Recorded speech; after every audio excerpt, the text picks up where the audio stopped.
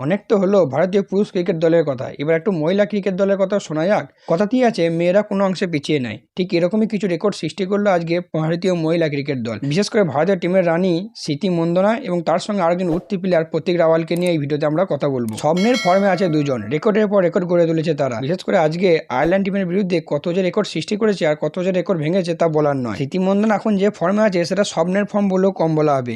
তা যদি লাস্ট 10টা ইন্টারন্যাশনাল ইনিংস দেখো তাহলে মাথা ঘুরে যাবে।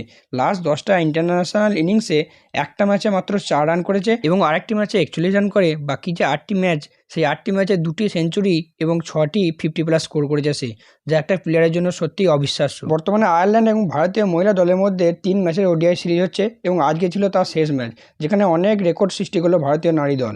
মোট 435 রান করে 5 উইকেট হারিয়ে, যেটা ভারতীয় পুরুষ এবং মহিলা দলের মধ্যে হাইয়েস্ট ওডিআই টোটাল, যার কৃতিত্ব অবশ্যই যায় স্মৃতি মন্দনা এবং প্রতিকা রাওয়ালের উপর। যেখানে স্মৃতি 80 বলে 135 রানের একটা দুর্ধর্ষ ইনিংস খেলে, যেখানে তার 12টা 4 এবং 7টি 6 রয়েছে এবং তারই সঙ্গে সঙ্গে প্রতিকাও 129 বলে 154 রানের একটা সুন্দর ইনিংস খেলে। এই ম্যাচে স্মৃতি মাত্র 77 বলে তার সেঞ্চুরি কমপ্লিট করে, যা ওডিআইতে ভারতীয় মহিলা দলের মধ্যে দ্রুততম সেঞ্চুরি বটে।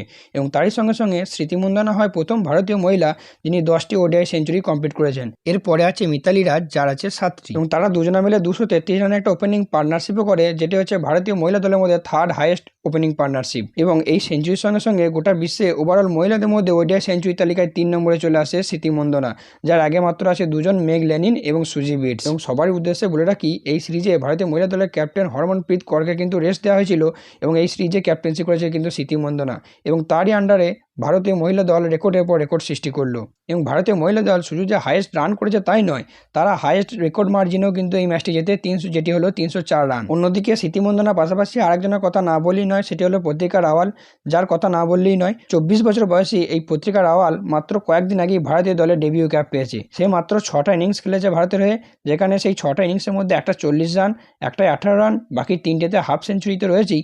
এবং আজকের এই ম্যাচে 154 রানের একটা দুর্ধর্ষ ইনিংস খেলে সে, এবং তারই সঙ্গে সঙ্গে সে হয়ে যায় ভারতীয় মহিলা দলের মধ্যে third highest individual run scorer এবং 14তম ভারতীয় মহিলা যে ওডিআইয়ে সেঞ্চুরি করে। এবং সেই সঙ্গে সে এই ম্যাচের প্লেয়ার অফ দ্য ম্যাচ তো হয়, এবং তারই সঙ্গে সঙ্গে এই সিরিজে 3 ম্যাচে 310 রান করে, যেখানে 2টি হাফ সেঞ্চুরি এবং একটা 150+ স্কোর করে প্লেয়ার অফ দ্য সিরিজ হয় সে। অনেকদিন ধরেই একটা ভালো ওপেনারের সন্ধান করছিল ভারতীয় মহিলা দল, যে স্মৃতি মন্দনাকে যোগ্য সঙ্গ দিতে পারবে।